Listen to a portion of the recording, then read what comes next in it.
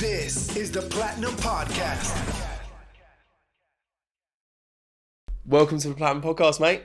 Appreciate it, man. Thanks for having me. Mate, my pleasure. You are officially the first Scottish man to join this. Really? Yeah. Well, an absolute honour, especially after last night's defeat. What happened? So I'm really I don't want to go into the details. I want you to. Tell me all about it. Tell me all the gruesome, painful moments that you went through. After 23 years, I'd forgotten the pain and the embarrassment of getting beat at a tournament, and we were reminded last night after getting beat 2-0 off the Diddy team, Czech Republic. Why after 23 years? Has it been that long since they qualified for anything worth talking about, or is It's been 23 years since we've qualified for a major tournament, so that's pretty sad. Since France '98 was the last one we were in. So. I actually watched France '98. Oh really? Yeah, that's how long ago that must have been. How age were you then? I was 8. Oh really? I remember France '98 as well. I remember my dad came back. He went to France '98 and he came back with a Brazil flag. So I remember that tournament quite fondly, because we played Brazil in the opening match. But it's been 23 years since that. So there was a lot of excitement built up, you know. Yeah. But typical Scotland, glorious failure. They get our hopes up and then they just bring them crashing back down. So why did your dad bring back a Brazil flag? So he has that little confidence. I'm assuming he's Scottish. He has that little confidence in you that he brings back a different country's flag. My dad's Scottish, so he obviously went to France '98 with his Scotland flag.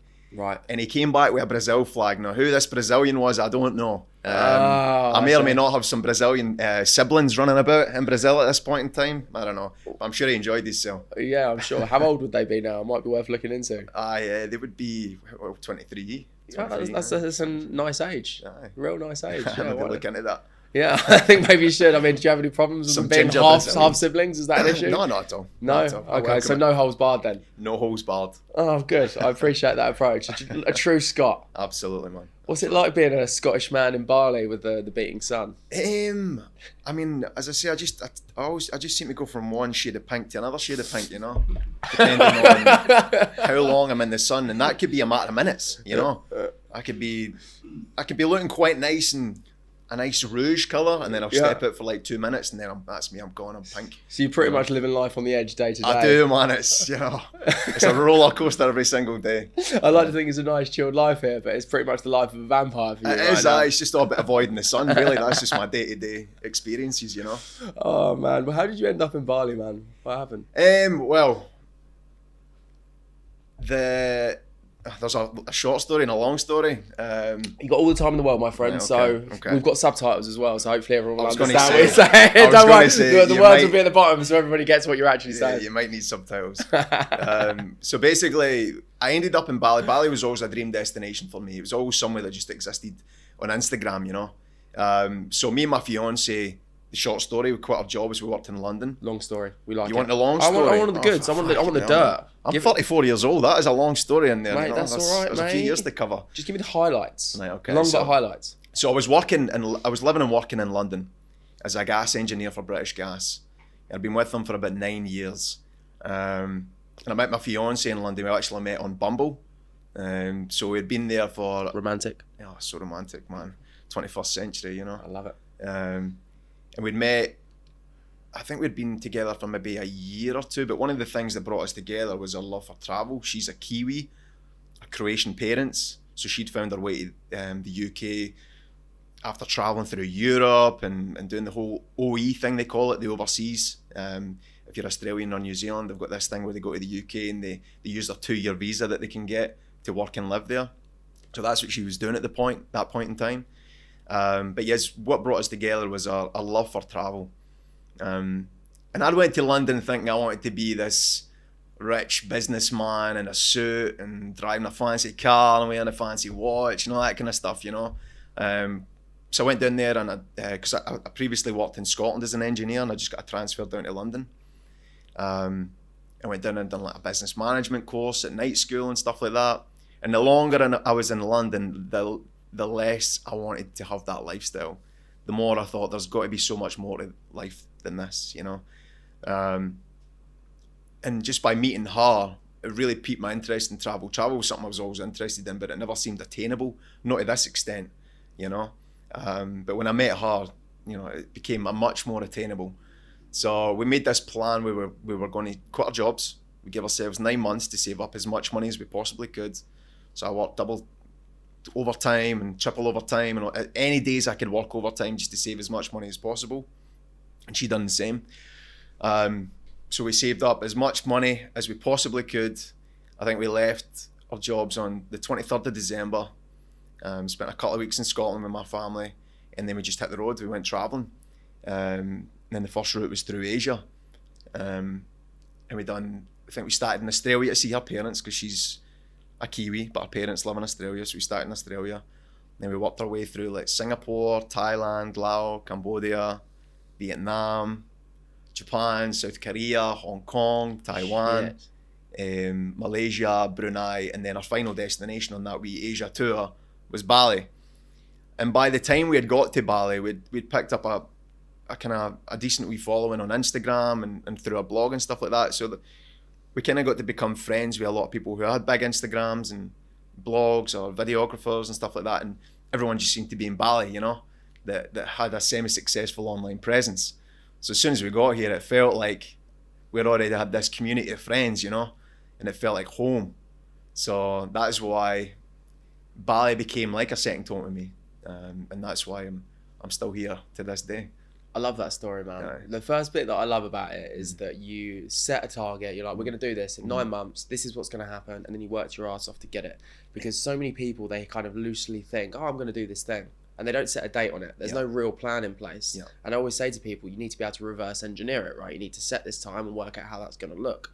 What was that 9 month period like for you? It was difficult, to be honest, because I was an engineer with British Gas, and British Gas was regarded as like a job for life.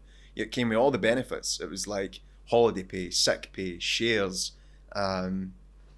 everything that could lock you into a job for life. It had it all, you know. So once you go in there, you're never meant to leave.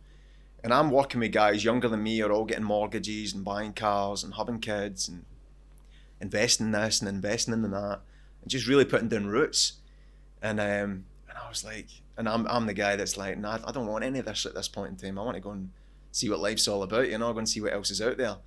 So it was like an alien decision between, like, especially between my workmates. They could understand it, but they could never fathom that this was a thing that someone could do. You know, it was to leave the company and go and do something else. So it was a weird 9 months. I remember speaking to my managers, and they were really supportive. They actually gave me rather than me leaving, they gave me, I think it was a 1 year sabbatical. So I had the option to go back. But I never really wanted the option to go back. I always felt like that was a comfort blanket, you know. When I was leaving, I wanted to go and I wanted to just be like completely free. But yeah, that 9 months, it was basically just like head down and work as hard as I possibly could. I remember working, like my bare minimum was 8 till 6 every day.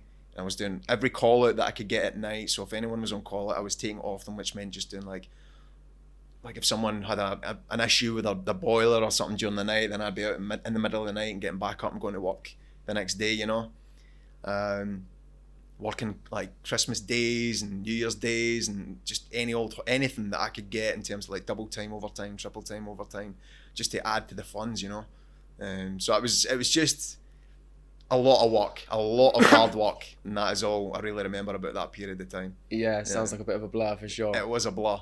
Yeah. I don't understand how people can do that long term. Like, fair play if you love your job. I get it. Like, if you really love what you're doing, I don't know, if you're a nurse and you love helping people, for example, amazing. But if you have a job that you fucking hate, that is not the only way. Yeah. As part of like the vision that I have of this podcast is just showing people like yourself that can do things completely differently.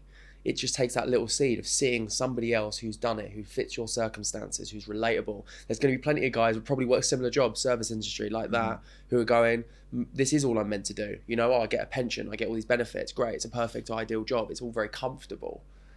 But then there is a different way. There is. And I fucking love that. Yeah. I love that you took the plunge on it. I hope you guys are enjoying this episode of the Platinum Podcast, brought to you by Platinum University, the real life school of mindset, online business, and financial independence. Platinum University teaches you everything conventional education didn't. We're helping thousands of people create multiple passive income streams that create more money, time, and freedom. We literally guide you through every step of the process with the help of our in-house experts and our powerful, like-minded community groups. To get 35% off your monthly subscription and permanently lock in the discounted price of $39.99 and also get access to all of our mindset, forex, dropshipping, stocks, crypto, network marketing, and Airbnb content, visit the link in the description to join. Yeah, I mean, I worked a lot. Obviously, I worked alongside older guys as well, and all they would talk about is retirement age. They would work, they'd bust their balls every fucking day, and all they ever talked about was retirement age. And I thought, that's no way to live. You don't work until you're like 50 or 60. Do you know what I mean? Counting down the days until you're really old. And then you live. And then you live potentially, God willing, you've not got any like health issues or anything like that. You know what I mean? It's just a shit deal. It is. It's a really shit deal. It never made sense to me that, you know, I'm very much live in the moment because it's very cliche, but you never know what's going to happen tomorrow, you know? Yeah. And I seen all these guys and younger boys than me just counting down the days to retirement age, and I thought, that's just bizarre to me. It doesn't make sense to me. So it's the convention, right? It's the norm. Yeah, it's what's considered normal to people. Yet when you actually look at it, when you explain it in a simple way, so your plan of action right now is to delay enjoying your life to work 8 to 10 hours per day, probably drink on the weekends just to numb the fact that you're not particularly happy with your life during this time, not really go anywhere, do this for 40 odd years, grind all the fucking time, and then get to retirement age when you're old, your health starts to deteriorate, you probably can't even do the things that you actually envisioned doing when you first had this amazing plan, and you get there and you're like, now what? Now what, yeah. And then someone takes your pension away because the company collapses, exactly. Maybe, you know, worst case scenario, and you've done all that. There's people are in that position now that work their whole lives and their pension's been taken away because the company's fallen apart. Yeah. What a terrible fucking gamble that is. It just never made sense to me, and I couldn't get out of it quick enough once it started to when everything started to click, and the job itself just started. Once everything did start to click, it really started to play with my mental health as well. You know, I could feel myself getting more irritable, tired, lethargic, you know, like putting on weight and just like not looking after myself.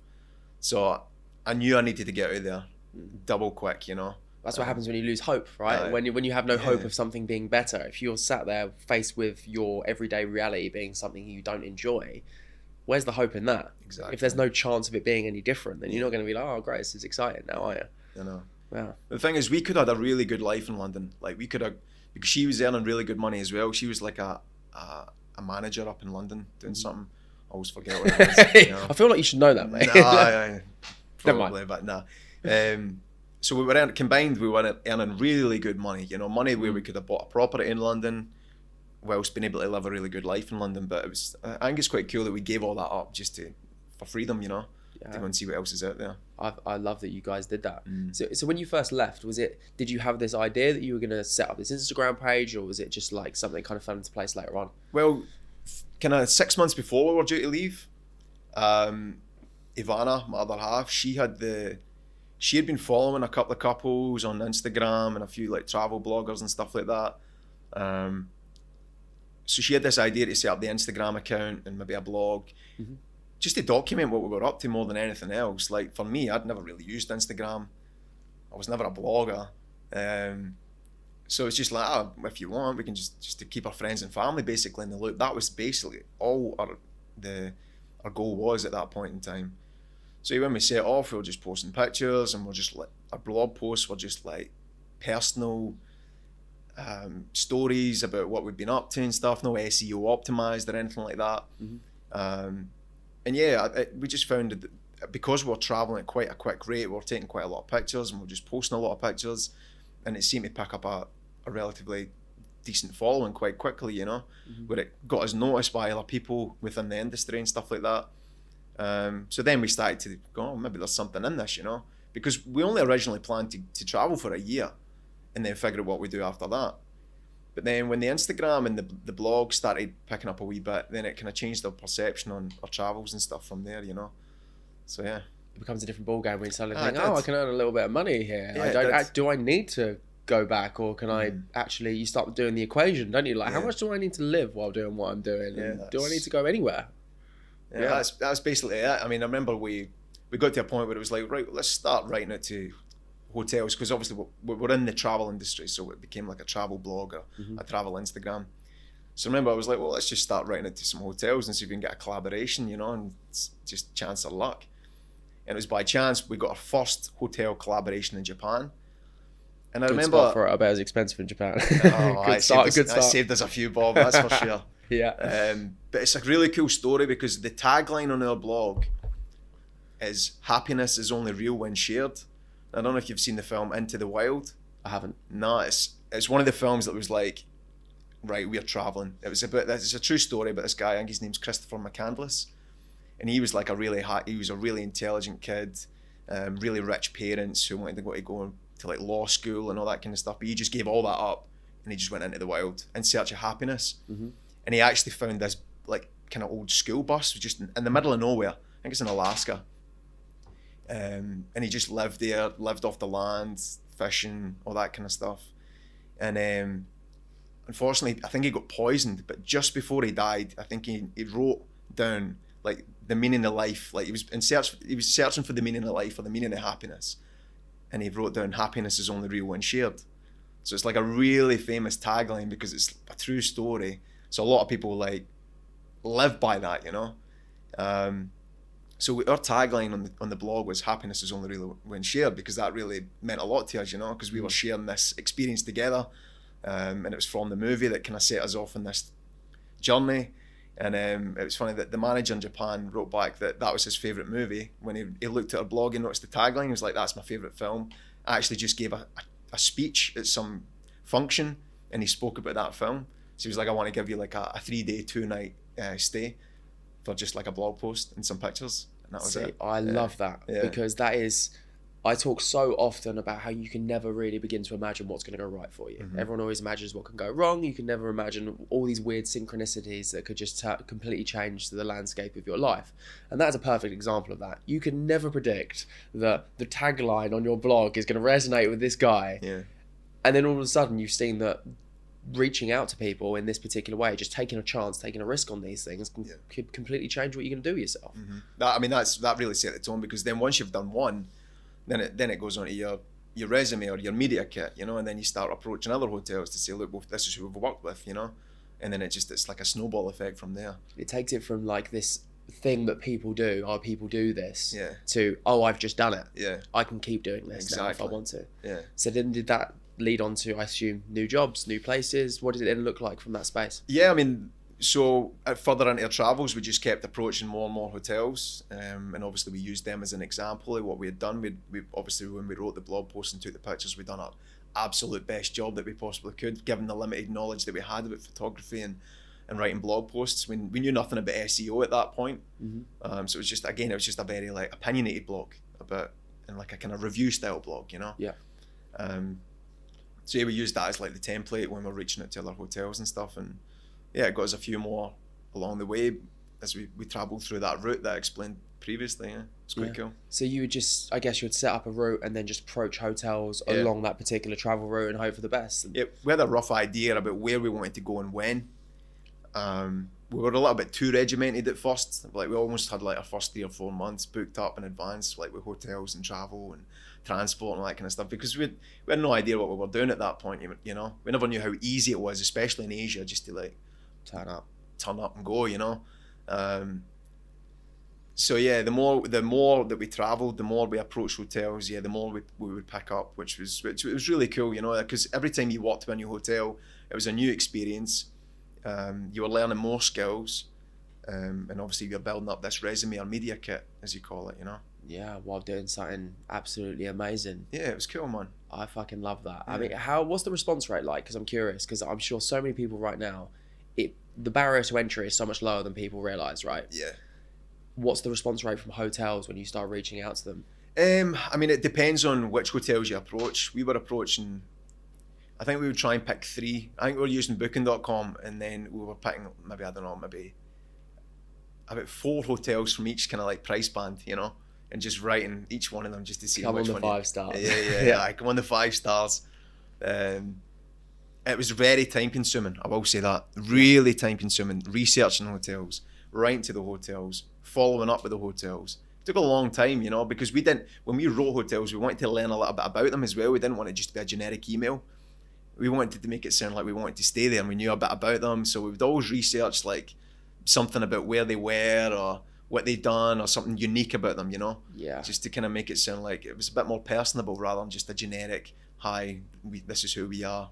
Can we stay at your hotel for free, please? Well, it makes sense. I mean, you Yeah. learned that lesson early on, right? If you know what film the manager likes, then Yeah. you've got a real good chance of getting in there. Exactly, yeah. Interesting. So I'm really trying to piece this together because I feel like this could be really valuable information for listeners who would like to give this a go. So you find a little bit of information about each given hotel, something personable that can make it more than a templated message, and then you just reach out to these hotels. Yeah, just try and find an email address, which again, that can be quite difficult sometimes. But we'd always go on their website and just find an email address closest to the marketing manager, if you can find that. If not, we would just use the generic email address. Yeah. And 9 times out of 10, if they respond, they would tell you that they've passed on to the relevant marketing manager. Okay. You know, so it's you just got to try and find a point of contact. Sometimes that can even be through like LinkedIn. Most of the time it's through the company's or the hotel's website. You'll find it there. Yeah. But even their socials and stuff, you can always find some contact somewhere. It just takes a wee bit of time sometimes, you know. And how much ahead of time would you recommend doing that for people before you arrive in a given place? It does. There could be some correspondence involved, especially if you're trying to set up like a collaboration. So there will be deliverables, like we want X pictures or X blog posts for 2 nights stay or whatever. So sometimes there's a bit of back and forth between that. So you want to give yourself at least 2-3 weeks to allow yourself that correspondence, you know, just to take place, just so you can agree on the deliverables, so everyone knows what's happening when you arrive at the hotel. Nice. And what kind of things would you need in place prior to starting this? So like, do you need is there a certain amount of followers on Instagram, would you advise, or like do you need to have a pre-existing blog? I really want to I would lower the barrier to entry as much as humanly possible and see how people can just get started with very little advice. I mean, when we got that collaboration in Japan, I mean, I don't even think we had 10,000 followers at that point. We could maybe 6,000 or 7,000 followers if I remember rightly. Yeah. Our blog was so basic, so new, like never ranked in Google, no domain authority, nothing, you know. So I think it really just depends. You need a lot of luck, for sure. You need a lot of luck. You need a lot of perseverance. You need a lot of, you need to just be determined to make something happen, you know. Yeah. And someone will give you a chance. Someone will definitely give you a chance if you just continue just chat them on doors as often as you can. It's just about getting your face in front of as many eyes as possible. You don't need a large following. You really don't.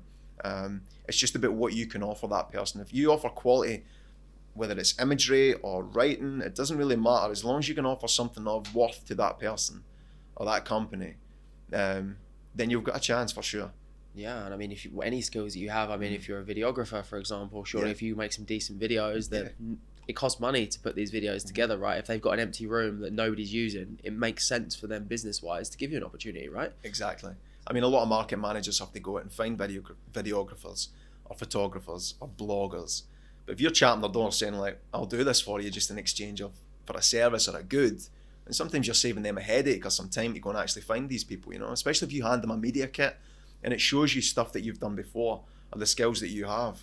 You know, sometimes you're solving a problem that they didn't even know they needed solved, you know, at that point. Yeah, and I suppose the more you do it, there's going to be like a compound interest effect as well. Because if you're constantly reaching out to people, especially if you're not really attached as to where you go, surely at a certain point you've reached out to so many hotels. Do you get like ones that reach out to you a little bit later on and stuff? That they kind of go, oh yeah, by the way, I don't know if you're still local, or I don't know if you're still available. Yeah, a lot of them will say we don't have anything at the moment, but we'll keep your media kit or your resume on file just in case something comes up. So yeah, you do get approached further down the line because I think they keep an eye on you as well. So if you grow, then they start chatting your door, you know, because they can see that you can provide a bit of value. That's powerful. Then it literally is, this business model completely goes against everything we were talking about before, where you're working the job that you hate, doing the thing for an extended period of time. With this, it's a case of you're doing what you love. Yeah. If you enjoy writing, you like taking pictures, you want to share your memories, this is something you want to do anyway. And then slowly you're building up this media kit, you're building up a portfolio, essentially. That's what it is at this point, right? Yeah. And then you've got a catalogue that can be used further down the line. Yeah. It's an asset. You're building an asset at this point, in my opinion. Yeah, it very much is a snowball effect. The hardest part is starting and getting your foot in the door. But once you start to pick up a few jobs, and if you do them well, then it's a snowball effect from there, for sure. I love that. So when it comes to like the blog, you were saying like initially you didn't have any SEO or anything like this. Obviously, I understand at this point you have to have like, you backlink it all and stuff. Yeah. How do you generate money? So obviously in the first instance, you can get free travel, right? We've ticked that box off, easy. Now you want to turn this into a business. So I assume you've got a slightly bigger following by this point. You're getting regular readers on your blog. How do you start to monetize this? Well, the one thing that really made us unique is we were in this world of travel couples on Instagram. And it was all about taking the funny pictures, like holding each other's hands and all that kind of shit, you know. I've just got this mental picture of the heart on the beach, and you that, two like in this all little that stuff, man. All that looking back and all that, you know. No. Fucking hell. I actually really want to see some of your best ones. Later. Let me delete some first before you all it. Yeah. Cute. But we were doing all that, and we got ourselves into this world of being around other travel couples. They were all kind of like our friends. And the more that we'd done this, the more I realised I absolutely fucking hate it, you know? Taking these kind of pictures, you know? Like going to somewhere, I want to go there because I want to see it. What do you mean, Joe? You show me such a sensitive guy. I'm a sensitive guy, but that just started to drive me insane. See, going places and then having to set the tripod up and pretend we're in a moment, you know? I was like, this is just bizarre, you know? So what made us unique is a lot of people just continue to proceed down that road. A lot of travel couples absolutely fucking hate what they do, but they continue to do it and pretend that they love it. So you're back working as a gas man, not enjoying it. That almost happened. So we went back to Scotland and we weren't enjoying the Instagram route. This is actually what happened. This is what happened. Oh, fucking hell, I caught it there. Yeah. So we went back to Scotland because we weren't enjoying the Instagram route at this point. Just everything that came with it, you know. It was really toxic, especially in a relationship, because you're documenting absolutely everything about your relationship, which is very, very difficult. The good days and the bad days, you know, everyone's under a microscope. And as I say, the more we were in this industry and the more travel couples we got to know, the more you could see every one of them hate it. Every one of them absolutely hate it, but a lot of them are just very good. I'm glad you said this, because I often look at them and I'm like, you've got to be full of shit. The 99% of them are full of shit. It's like this. There's this beautiful picture, and as soon as they know that, I fucking hate you. I fucking hate your face. Honestly, 99% of them are full of shit. Really? But they're just really good at pretending that it's not, you know, because it makes them money or whatever. But for me, it was like, I don't care where this is going. I'm not enjoying this. I left to travel because I wanted to travel, and I wanted to do something that I love, and I promised myself I would never do something that I hate ever again. And here I was taking stupid fucking pictures, which I hated doing, you know? So it was like, we need to reevaluate here. But a lot of people didn't get to that point. A lot of people would either just quit or they would continue doing it, even though it kills their soul every single day. It's the same journey. It's you're living an inauthentic life. Yeah. And that's the thing that destroys people. Yeah. They're not in their joy. It's not sustainable long term. It looks great on paper or on Instagram, but that's still not reality. It looks amazing, and if you're doing well, you can earn a lot of money for sure. But it kills your soul every single day, and it ruins your relationship every single day, little by little. So we went back to Scotland, and it was like, right, what are we doing? Because we're not enjoying this Instagram thing. And we were still growing at that point. I can't remember what we had at that point, maybe 26,000, 27,000 followers or something like that. And we're getting like a lot of collaborations and bits and bobs here and there. I was like, this is not really sustainable for us, financially or emotionally. Especially for a relationship, this is all going fucking wrong right now, you know. So it's like, what do we do next? So I just by chance took a look at the blog numbers, and we had never really invested much time into the blog. It was just like we were writing reviews for hotels because that was getting us collaborations and stuff, and just writing reviews about experiences and just for memes, you know what I mean? Yeah. So I looked at the blog stats, and I remember thinking, the numbers are going up. And we've not really done anything with this blog, but the numbers continue to go up. And it felt like a direct correlation. Like if you put in the work now, then the numbers will go up gradually later. Yeah. You know. Whereas the Instagram it was more like instant impact. You'd post a picture, you'd hope you'd get 1,000 likes within like an hour, and then no one ever sees that picture again. Whereas it felt like when you write a blog post, initially no one sees it, but obviously over time something happens and it starts to gather traction. So I thought that seems a bit more like us, you know, that seems a bit more sustainable. Yeah. So we thought, right, fuck it, we're going to have one more go at this, and we're going to focus our attention now on our blog instead of the Instagram. We'll continue to use the Instagram, but there'll be less focus on it. There'll be less serious. I've got to ask at this point, is the difference here, the key difference is like the removal of that pressure to capture this moment at a given time. Yeah. And is that the major problem with the Instagram side of it? Absolutely. Yeah. Absolutely. Because you go to a beautiful view, and like the pressure is to get the perfect picture at sunrise, sunset, and then you have to look fucking happy at a given time, and it's all this kind of like you weird. need to be wearing your best gear, you know, like you need to like your absolute best in moments you would never really would if you were traveling normally. Yeah. One thing I hated about it is it started to dictate our travel. rather than traveling because I want to go and see places, the places were bringing us there because that is where the picture spots were, you know. So it started to dictate where we went and what time we went and, you know, how long we went there for and stuff like that. And that's not the reason I wanted to travel. It's so interesting how the thing that seems to give you freedom can slowly take over and then become the thing that takes it away. Oh, yeah. Because it's like that with money. Yeah. The reason we all seek money, and this is something I talk about a lot at Platinum University, because everyone's so focused on making money, it's so easy to get stuck in this thing of, I've got to make more because it's going to make me more free, it's going to make me more free. And then you get to a certain point where your obsession with money is actually what's taking away your freedom because you're chasing this thing that isn't actually what you really want. Yeah. It's a weird kind of concept, right? It really is. No, it really is. And yeah, we just started to feel trapped by it for sure. And we completely lost our way when it's not the reason we quit our jobs to go and travel for sure. Yeah. Just turning up to like rice terraces like with a fucking tripod at 6 a.m. and I'm with jeans and a fucking hat on and stuff like that. with an unfinished argument from last night. Mid-argument, you know, like, you know, and Yeah. she's got a fucking floaty dress on. I'm like, what the fuck am I doing here? You know, what's going on? This is not. I didn't travel to see this. And there's like Mount Agoons there, but you're not even looking at the fucking Mount Agoon because it's like you're too busy thinking about the tripod and the lighting, and is your jeans fixed, and is her dress floaty enough, and I'm like, this is not when why the I traveled. fuck did this become my life? Aye, it killed my soul quite a lot.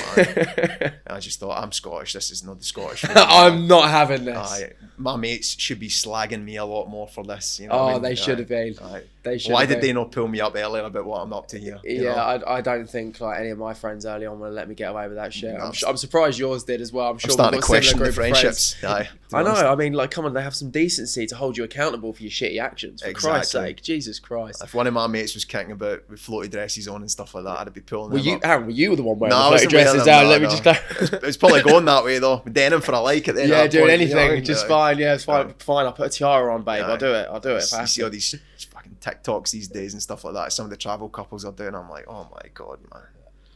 So that was probably the way it was going. Me in a TikTok video wearing a floaty dress. That's probably how it would have ended up. It becomes like the equivalent of just selling yourself for like reality TV. It's the same. It's basically that, isn't it? It really is. It becomes like this whole external validation process. Aye, it does. It became more and more alien to me every single day. So we needed to switch up really quickly. For sure. So I basically was like, right, I'm going to learn everything there is to learn about blogging. Yeah. And I spent a month or two like cram learning about like SEO in particular.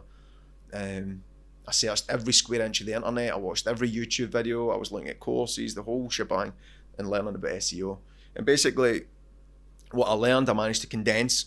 And when I condensed it, I came up with my own little kind of formula, SEO-wise, search engine optimization. And I just said to Havana, I was like, we are going to apply this to our blogs. Every blog post that we write, we'll give this 6 months. We'll write as many blog posts as we possibly can. And we'll see how we get on and see if it does anything, you know. So at this point, she actually got offered a temporary job in London, which we thought, well, we'll go back to London, we'll earn a wee bit of cash whilst we do this. So we set ourselves a target of writing one blog post per week each whilst we were in London about different things that we were doing. So that's what we started to do. Was this just about being in London, so it wasn't travel related? Was this like a practice kind of thing? It was almost like travel would be like top 10 things to do in London, or okay, you know, I see. We would go and do like experiences like the like golf or just all these quirky things that would pop up in London. London was great for stuff like that, you know. I'm sure. Loads of quirky things that were great for Google searches.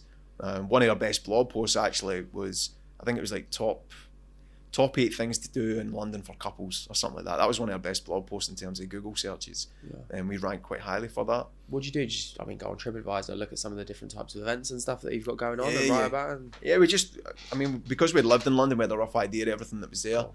But yeah, you just scour the internet and just see what's on and nice. Yeah, just look for the quirky stuff, the interesting stuff, you know, stuff that was good. Keywords as well, you know, because you want to, again, we're kind of dictated by keywords about what we would do, but like if you find a good keyword which has got a high search volume, so a lot of people search for it, but there's low competition, so there's not that many blog posts about it. That was like the golden egg, you know. I see. So you're kind of looking for like, would it be like a one-off event almost, or would it be like something that's just more low key? Yeah, maybe low key, or something that's relatively new, or something that people search for, but there's not a lot of reviews on it. you know. I see. So what does the process look like? Obviously, I'm sure there's a more in-depth process, but like a little rough idea of like the strategy when writing a blog post like this. Well, before we would go to say, I mean, there was a place up in, I think it was, I can't remember the name, somewhere in London. But it was like a place that was filled with like neon lights. It was really, really cool. I forget the name of it now, but it was really, really cool. And when I found it, I think I found it on another blog post. I mean, it was in terms of like photography and stuff, it's just neon lights, just a big warehouse filled with neon lights. And it had a really cool story because the family that owned it provided all the neon lights in like Soho and stuff like that. They were the original creators of all these neon lights. So it looked cool and there was a story behind it. What's it called? It'll come back to me. But anyway, so when I found it on this blog post, I started to do some keyword research. So maybe I would just search the name, then I would search the area, and then I would search for like quirky things to do in this area. And you would just search a whole different combination of things that people potentially might look for. Mm-hmm. And when you're using these keyword planners or these keyword tools, it would suggest other things that are very similar to the things that you're looking for. So sometimes the keywords would pop up out of that, you know. So then you would be dictated by, it would be, as I say, like a high search volume keyword, which has got low competition, you know. So would I be right in saying now you're kind of collecting phrases and words, and then you would like copy and paste this into a document or something, and you'd be like, I'm going to write my blog and then weave these things into it? They would become like the spine of the blog post. I see. And there was a formula. Like, I never really enjoyed English when I was at school, but the older I got, the more I found I was pretty decent at like creative writing. Mm-hmm. But the idea of sitting and writing blog posts didn't interest me, but the SEO thing really changed that. It became more like a maths equation or like an algebra equation rather than an English. To write a blog post was less about like literature, more about like an equation, because you were trying to like fit all these kind of words in at different parts of the blog post in certain places, in the title or in the first paragraph, and there was just a lot of formulas involved in the SEO, which I found more interesting than the actual writing of the blog post, you know. I like that. Yeah. That's a really interesting process. So did you start to see results? Obviously, I'm assuming you did with this kind of formula in place, right? Yeah, I mean, as I say, because we started posting one each per week, so I think on the month or by the weekend we would go, right, what are you writing a blog post about this week? And we'd just sit down, we'd chat about it, and we'd both find something. We'd do a bit of keyword research, we'd look on the internet, see if there was any events on and things like that. We would come up with a list of potential blog posts. We'd keep that in a spreadsheet, and then we would do keyword research on these potential blog posts to see if there's any like really golden eggs in there, something that's got like maybe a really high search volume with really low competition, and they were the ones that we would target, you know. So then, because we were writing one of those per week each, the traffic started to go up quite quickly. I think when we started this process, at that point, we were getting maybe 1,000 or 2,000 views per month on our blog. But very quickly, the 1 or 2 turned into 5, and then it turned into 10, and then it was like up to 14, and then it was up to 20. And then it had 25, you know, and it was just you could see the correlation with the work that you were putting in, and it was just starting to gather traction with the numbers, you know. Wow. which was really cool to see, because I say it was more of like, right, I've wrote that blog post, I've published it, I'll get an initial hit because we promote it on our Instagram, so you'd always get people who'd have a wee look there and then, but most of it came from the traction of like Google ranking it, so people were trying to start to find it through Google. So it was like, you put this out there, you press the button, and then it gathers traction, you know, whereas the Instagram is the complete opposite. You'd get the instant impact, and then it would lose traction, you know. But so the blog posts appealed to me more. It seemed it was like a wine, you know, it got better with age, you know. It's got that longevity piece to it, isn't it? And that reliable thing, like everything you're creating. I guess that's why they call it digital real estate, right? Mm-hmm. Because you've got this asset that's there that's going to continue to grow, and people are going to continue to search, right? Yes, exactly. I love that. That's really, really powerful, man. Mm-hmm. So you're now in this space where you're in London. You're obviously seeing this is working. Yeah. Are you still in London when you've started to see these really good numbers here? Or? Yeah, we're still there. And we'd both picked up temporary work at that point, so we'd earned a wee bit of money whilst we were there doing this. So it was like, let's go back to Bali and give this another try, you know. So we came back here, and we were just grinding out the blog posts, and then your original question, which is how do you earn money? How do you monetize? I feel like we're getting there. Yeah, we're getting there. Yeah. So once you get to a certain point, you know, we started to implement advertising throughout our website. So we'd have Google ads in there. So obviously whenever someone reads your blog post and sees an ad, you would pick up a wee bit here and there. So that obviously the bigger your numbers are, the more money you would gain through advertisements. Then you would have sponsor posts. So then if you're working at a hotel, maybe they're paying you to come and review their hotel, because you're creating an SEO optimized blog post with high res imagery that is going to gather traction on Google, and it's going to bring eyes to your blog post, which will then go through to either their website or through a booking. Yeah. So there's sponsor posts, and sometimes if they want to have a link to their hotel or their service or their brand or whatever it is, you can charge them for that as well, because that's basically a backlink which gives their website more authority as well. So there's ways like that. You've also got affiliates. So if you're promoting a brand or service, for example, we done a Komodo Island tour, a company called Allowance Life. We wrote the review, and they gave us it was almost like a 25% off if anyone booked through our website, and we would get like a commission of any bookings that happen through that. That's just one example, Yeah, of course. So there's a few different ways that you can earn. Well, your value's going through the roof by this point, isn't it? Because now, before it was just like, oh, yeah, we've got this Instagram, we're going to do this for you, we'll do this work for you. Now all of a sudden it's like you've got this asset that's established, that's getting a set amount of numbers. Now when you're approaching companies, they're going, well, it's an absolute no-brainer. And if you look at it, so one, there's the money aspect, and in terms of the free accommodation, it's a complete no-brainer at this point for them to just offer you something. You can surely you get even more freedom by this point. This is kind of how, because you've actually kind of got exactly what you wanted. So at a certain point, the way I see it is the travel has then lost you your freedom because you're having to go to these places to get the shots at the right times. Now through the blog, the way I see it is that you've got this asset that's so strong, it actually benefits. If you reach out to the hotel, you say, I want to be here on such and such date. I've got this platform. Will you give me some free accommodation? Yeah, it gives you more freedom. It comes full circle. You're seizing it back. It's gone back. The pendulum's gone the other way now. And now you're regaining your freedom from this space. Absolutely, I love that. Yeah, it's cool, man. So where are you guys at now? What's the plan with the blog? How's it all going? Well, the most frustrating thing about a travel blog is a little thing called COVID, I've heard of that. Aye. Have you heard of it? I have, yeah. It's come up a couple of times, yeah. So our numbers were flying. They were ascending at a crazy rate. And we had our biggest goal at this point was to get onto a company called Mediavine. Now, Mediavine are an advertising company, but they're like premium ad space, but they are like a application only company. And basically, if you make it into Mediavine, you did need to have like 25,000 views or sessions per month, and you had to hit a few other different criteria. But that recently changed to 50,000. But our numbers at that point were so close to hitting the criteria to get into Mediavine. And then, because it's a travel-related blog, I remember our numbers were like in the November, December of, would that be 2019? They're really flying at this point. And then by the January, February, when COVID really kicked in, they fell off the face of the earth. The views just plummeted.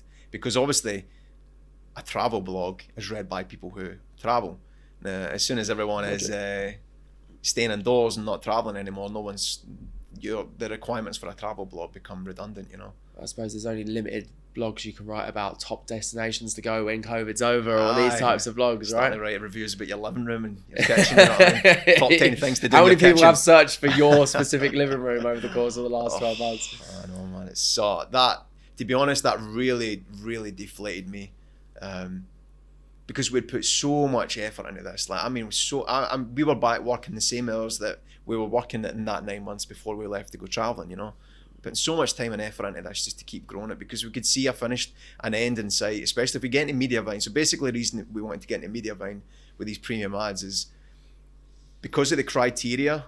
If you hit this certain criteria, then you're already generating a lot of views. And these views with the premium ad space would bring you in at least, I think it was like $2,000 per month, at least on a bare minimum. And that was just on advertising, not including everything else that you're making, So that was our goal, and we got so close. And to see that drop off the face of a cliff with all the numbers and stuff like that, it completely deflated me, demotivated me. And obviously just with the current situation, there's still no real requirement for a travel blog. And I kind of was that upset that I couldn't even look at it anymore, the blog, you know, I couldn't even look at the numbers. And to be honest, I haven't looked at the blog or the numbers in the last, I don't know, few months. So yeah, that was really difficult, you know. Obviously that you've got to adapt and evolve, but we had already adapted and evolved, and we'd finally found something that worked. And then obviously COVID really put a nail in that coffin for the time being, you know. Yeah, I totally get it, man. It's every entrepreneur has been in that space For where they sure. work so fucking hard for something, you put that time and energy in, and then for it just to be whipped out from underneath you, especially in this space, by something like COVID, it's an absolute killer. Yeah. So what's your focus now, and how are you? I assume you intend to pick this up as soon as it's possible, right? I'd like to pick it up again. I don't know if it's possible, because you just don't know if things are going to return to the way they used to be. True. You know, I have had an itch to look at the blog recently to see what it's like, to blow away off the cobwebs and have a wee look and see what the numbers are like, just to see if anything's picked up, because travel has started up relatively small at this point in time, but travel is there again. Yeah. So it'd just be interesting to see what's been searched, if the blog's still gathering traction, because it doesn't matter. You can leave a blog for 5 years, it'll still continue to gather traction and grow authority. The older a blog or a website is, the more authority it gathers in time. Of course. Even if you're doing nothing with it, you know. Yeah. So our blog being a little bit older will naturally gather traction, regardless of whether I'm touching it or not. So it would just be interesting to see what the numbers are like, and I'd like to pick it back up at some point, because it would be a shame to have grown such an authority with our blog and the numbers that we have and all the content that's on there, just to give it up, you know. So I would like to have a look and see what's happening with it at some point. But in the meantime, this last year, I've just been focusing on my physical and mental health, you know. I think one thing that travel really does is it exposes your mental health. You know, I think when you're working a normal 9 to 5 and you're going out at the weekend and getting pissed and steaming drunk, it's very easy to suppress how good or bad your mental health is, you know, because there's a lot of distractions. Once you take those distractions away and it's just you, your backpack and, you know, your passport, then you're really forced to focus on your mental health, you know. So I've just been focusing on that in the last year, and yeah, that's kind of where I'm at. And in terms of professionally, I don't have much of an idea of what I want to do next, but I know something good will come because I've laid some good foundations physically and mentally, you know. I feel like I'm ready for a new challenge at this point in time. Yeah, totally.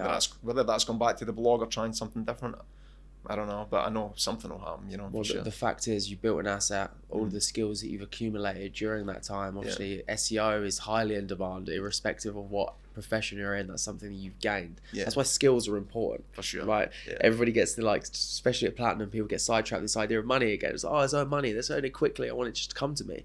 You have to acquire skills, because skills have utility. Skills can then help you do things. And when something fucks up and goes wrong, you're not stuck there with your ass out with nothing you can do. All of a sudden you can apply these skills to something else. That's a good thing, because like I've picked up work here and there. I've not been searching for it, but because all my friends are still within the industry of like creating online courses or writing blog posts or all that kind of stuff, like they've offered me or asked me to help them with a lot of things, you know, in terms of content writing and copywriting and SEO optimizing stuff and some website related stuff as well. So without looking for it, I still had enough skills for my friends to come to me and ask me to help out with some stuff, and which is earning me a wee bit of money here and there as well, you know. So skills are so important. Money's the byproduct of having good skills, you know. For sure, and something's gonna come for sure. The fact that you know that, I mean, that's the most important piece. It's like something's coming your way. Yeah, I'm manifesting it, you know what I mean? For sure.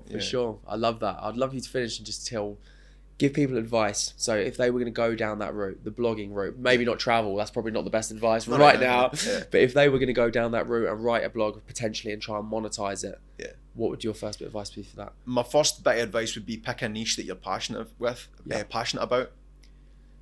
When you're writing to that extent and that often, it has to be something that interests you, you know. And picking a niching down on something is so important when it comes to a blog. Some people try and be too broad with it, you know, and Google doesn't like that. Google comes to your website and thinks, right, what are you an expert at? And if you're fucking writing a food blog here and a fucking blog about something else there, about a gadget, you know, Google thinks, well, you're not really an expert, you're just a jack of all trades. Whereas if you're like, write something about a plastic bottle, you know what I mean, or a cup, and every blog post is about a cup, then Google comes to your website and goes, oh, this guy's an expert, so we're going to rank him highly, you know, because he obviously knows what he's talking about. So I would say pick a niche that you're really passionate about, something that you really enjoy, and something, because potentially it could be what you're doing for the rest of your life, so it has to have longevity. So don't pick something that seems to be like the flavor of the month, you know.